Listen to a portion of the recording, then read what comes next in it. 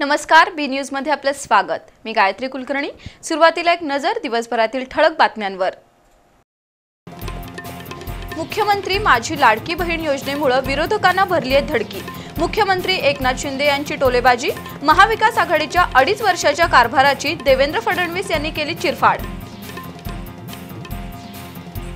बुधवारपासून बेपत्ता असलेल्या अल्पवयीन मुलीचा मृतदेह आढळला शिये परिसरातील शेतात। लैंगिक अत्याचार करून खुनाचा संशय असल्याने कोल्हापूर जिल्हा हादरला। पोलिसांनी घेतलं एका संशयिताला ताब्यात।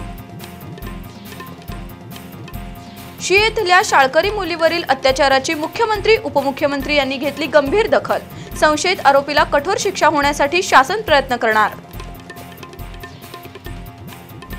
शक्तीपीठ महामार्ग विरोधी संघर्ष समितीची मुख्यमंत्री एकनाथ शिंदे यांच्याशी चर्चा। शक्तीपीठ महामार्गातून कोल्हापूर जिल्हा वगळण्याचे मुख्यमंत्र्यांचे संकेत। आणि कर्मचाऱ्यांच्या कामबंद आंदोलनामुळे इचलकरंजी महापालिकेत शुकशुकाट, नागरिकांची गैरसोय।